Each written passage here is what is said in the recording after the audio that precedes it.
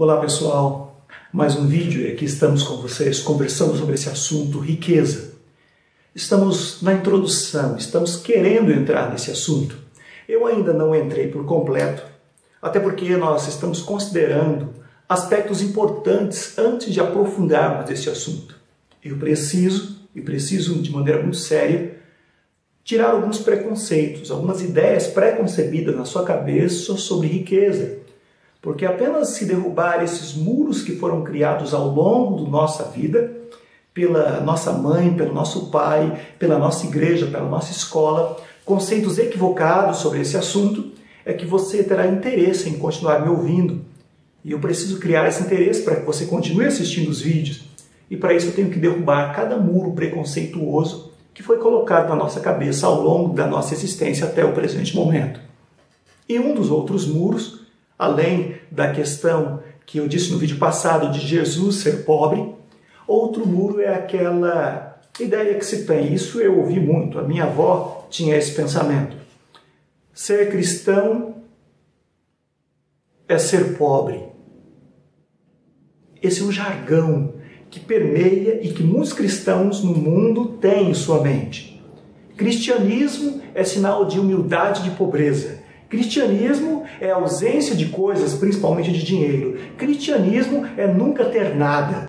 Ser cristão é abdicar-se de tudo que tem valor, que diz respeito a dinheiro.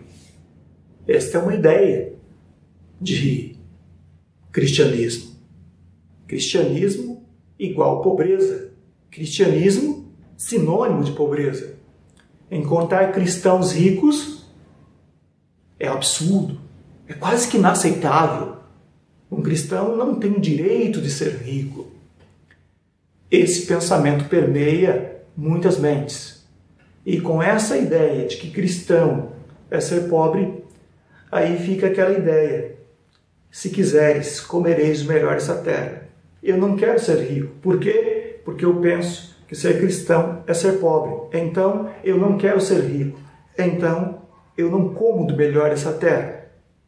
E nós usamos até versos bíblicos para endossar e fundamentar esse conceito de que ser cristão é ser pobre. Por quê?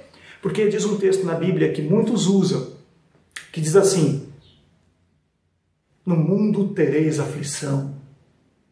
Então o cristianismo é ter aflição. E quer maior aflição do que ser pobre? Se tem alguém aflito, é o tal do pobre. Ele é aflito desde que amanhece o dia até a hora que vai dormir.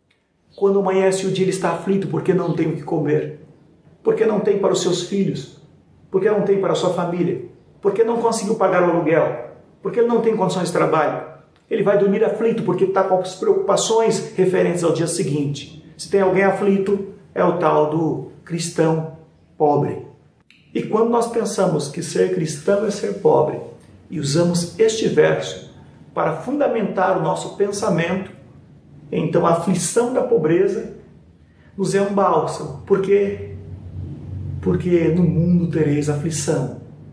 E eu sou pobre, estou aflito. É o que Cristo disse. Eu estou aflito. Quando já ouvi esse verso de algumas pessoas e elas me dizem isso, eu sempre lembro do inimigo de Deus. O diabo.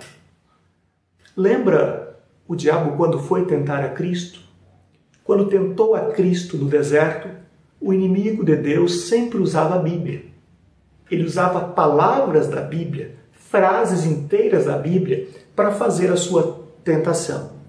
O que é interessante?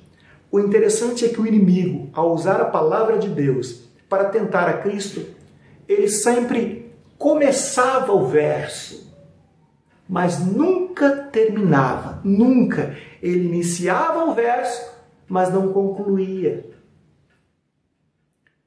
E as pessoas que usam o verso no mundo tereis aflição fazem a mesma coisa. Porque só reforçam essa ideia, mas nunca termina o verso. Porque o verso não termina aí. O verso não termina no mundo tereis aflição e ponto final. Não, o verso continua. Mas as pessoas que fazem apologia à pobreza sempre dizem: no mundo tereis aflições, no mundo tereis aflição. mas não conclui o verso, porque o verso continua. E o verso continua assim: mas tem de bom ânimo, eu venci o mundo.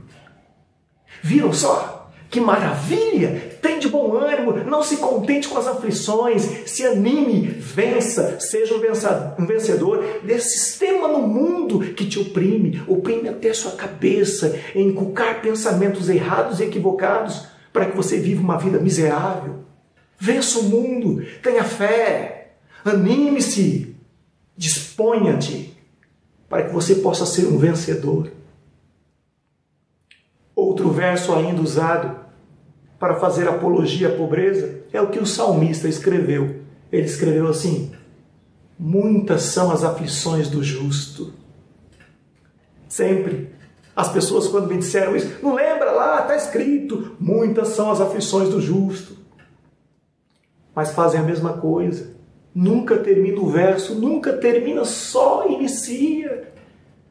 E assim justificam inúmeras tribulações e problemas e aflições da sua vida. Eu sou justo, eu sou pobre, porque muitas são as aflições do justo. Acaba um problema, começa outro problema, porque a vida do cristão é assim, sabe? Falta dinheiro para isso, falta dinheiro para aquilo, não tem dinheiro para aquilo outro. Os filhos também não têm condições de comprar roupa para todo mundo. É uma aflição tremenda, porque eu sou justo e muitas são as aflições do justo.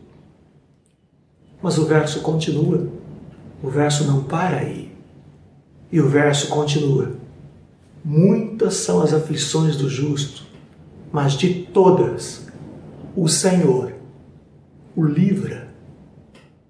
Percebe com sabedoria, com inteligência.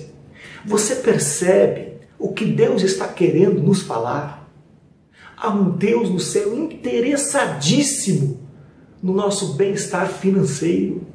Há um Deus no céu interessadíssimo que a sua e a minha vida seja uma vida financeira equilibrada, seja uma vida financeira de bênção. Deixe o Espírito Santo falar ao seu coração.